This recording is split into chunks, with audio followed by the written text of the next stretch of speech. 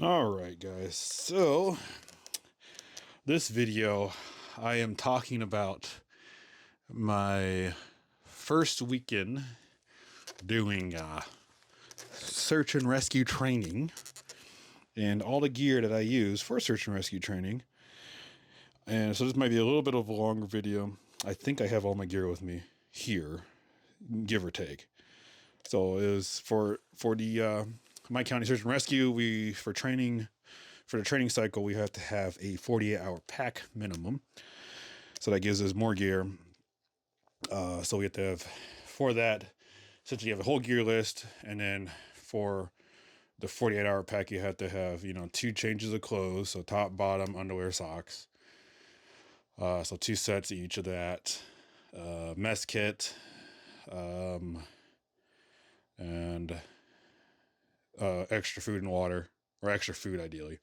Because water, they kind of bring, because your minimum 2 liters is a requirement, because they'll have water on hand for us to refill. So 2 sets of clothing, change into a mess kit, 40 hours worth of food, and then you have that's just the 48-hour. That's what makes it the 48-hour kit, right? Just those few extra items. Oh, I gotta sneeze, bro. Oh my god, I'm sorry. Oh, okay. So with that, I'm kind of going to go over everything I used and sort of talk about the gear. So I had the pack from Helicontex, the Summit backpack, 40 liters. I talked about this in one of my gear review videos. Works pretty well. The issue was it was too small. They recommend 40 to 65 liter packs for the search and rescue training. I was like, I'm going to try to go small because I have nothing but huge packs. And they recommended no tactical gear. We can't use tactical gear, even though a few people did. So I was like, huh. But I think for training purposes, it's kind of okay. So anyway, so I bought this. It works pretty good.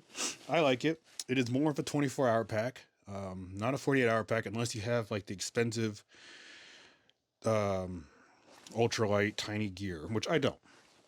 So I had the sustainment pouches. I had one here and one on this side.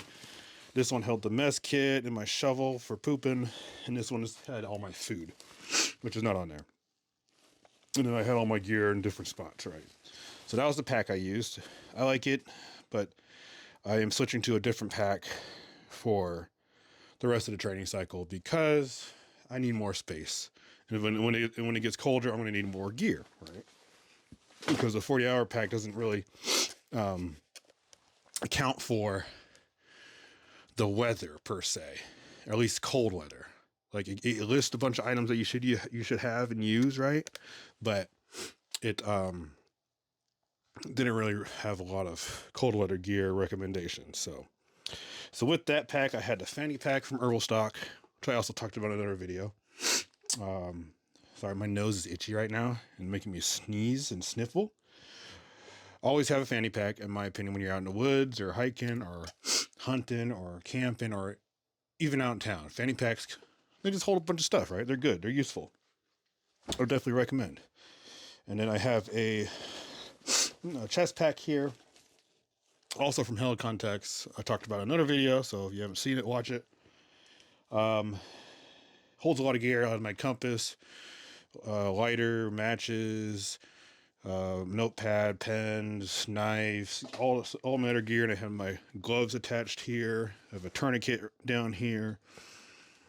So this just alleviated having to carry gear in my smaller pack, right? So I had most of the stuff I was going to use on my chest and on my fanny pack. So great pack. I recommend it. I got this because it's not tactical, right? That's what they're like. Oh, no tactical gear. So not tactical per se. And it worked great. So chest pack from Helicontex called the chest pack Numbat. I think it's like $75. Okay. And now the mess kit I bought, because I have like the Army mess kit stuff that I use personally, but I got this just specifically for search and rescue. Let me put my mic down, hold on.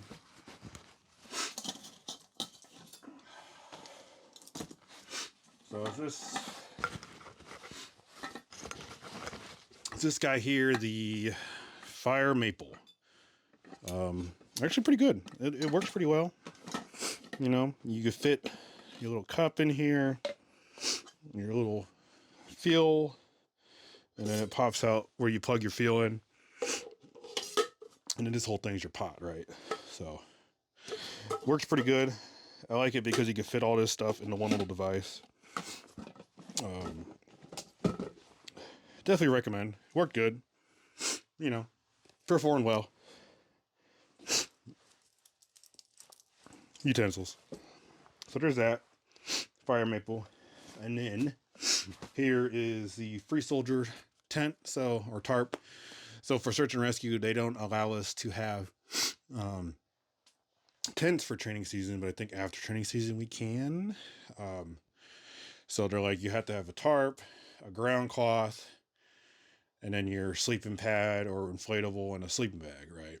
So they don't allow us to have tents, which is kind of dumb, but whatever. So I used the Free Soldier. I also made a video about this, so if it's up, check it out. Worked really well. I've used this twice now in bad rainy weather, and it worked pretty good. The only issue I kind of ran into, which I talked about in a previous video, was the condensation buildup that I was having on the inside. Otherwise, it kept me dry. Free Soldier. It's like $40 on Amazon. It's cheap. It works. Recommend it. Washington State approved. And then with that sleep system, the Powerlix outdoor inflatable sleeping mat. This is my second one. The one before this ended up getting a hole in it somehow. So they're not very durable, but they're cheap. So like, I kind of like, in my mind, disposable-ish pads. And they're comfortable. Like, they're comfortable enough to sleep on. So, you know, if you're not trying to break the bank, I recommend that.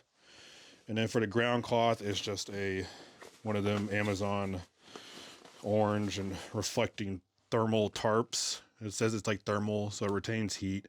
So I use this as the ground cloth for everything.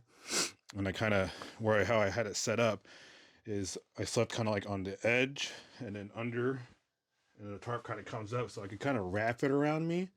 And I was kind of sleeping on a slope, sort of.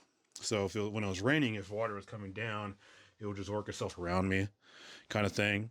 So, it works. It's a tarp. They work. Not much else to say about that.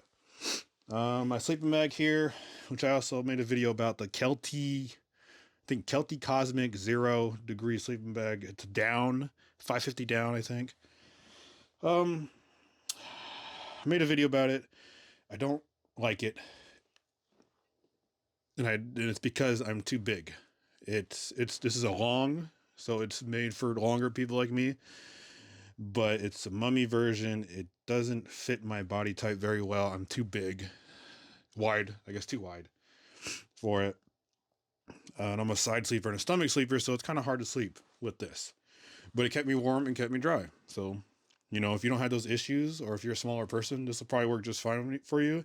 These are also under $200 for a 0 degree sleeping bag. Yeah, I'd recommend if you don't have the issues I have. So Kelty sleeping bag. My only issue, like I said, is just my size. It's just a me problem. Otherwise, it worked. Kept me dry and warm. And then so we're supposed to have Gore-Tex rain top and bottoms. All my Gore-Tex gear is military gear. So they're like, no tactical gear. Even though now I realize I probably could have brought it, because that one guy out there, he had full like hunter attire. So like I could have brought my Gore-Tex gear instead of buying some. So I bought this Gore-Tex top and a reflector, so I was bright, so they could see me, right? This is from Carhartt. I think it was like $100. It worked. You know, it kept me dry. Not very good insulation, or not good, very good ventilation, I should say. So if you're working up a sweat, it's going to retain. It's also, it doesn't have any like tie downs at the bottom here. So in some ways it's nice because it does allow airflow in, but at the same time, once you're like static and not moving, you can't really stay warm. And it's very thin, so it's great for rain, but in terms of like keeping you warm, you need an underlayer or pull something out to throw over to keep you warm. But otherwise, it worked great. It's Carhartt, you know. I don't have issues with Carhartt gear. It never lets me down, right? Carhartt's Carhartt. It works. And then the rain bottoms are also, they're not Carhartt. These are actually my dad's. So he had these forever. I'm pretty sure he wore these for work when he was an electrician.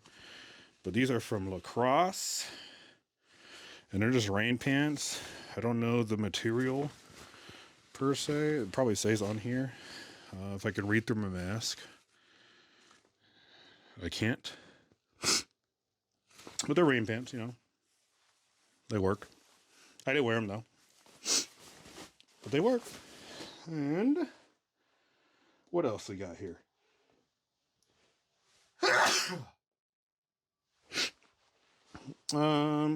Gators, leg gators.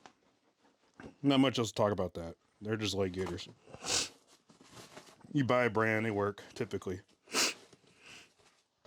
And I think that's mostly, I got my med kit here. So we're supposed to have a med kit, you know, basic medical supplies. They don't recommend tourniquets for some reason, but I bring tourniquets. SAM splints, you know, all the good first aid stuff. And then of course, after that, it's kind of just like everything else you need. I don't have my clothing here to talk about per se, but it was just either a synthetic base layer top or wool, merino wool tops. And then I had the Helicon Tex pants. I think it was their outdoor pants. The ones that are made like 93 or 97% nylon or polyester or something. They're water resistant, waterproofish pants. They worked pretty well.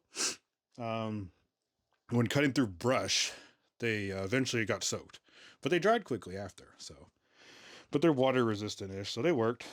And then my socks were darn tough wool socks, or just merino wool socks, because you know, yeah, they work. They're merino wool.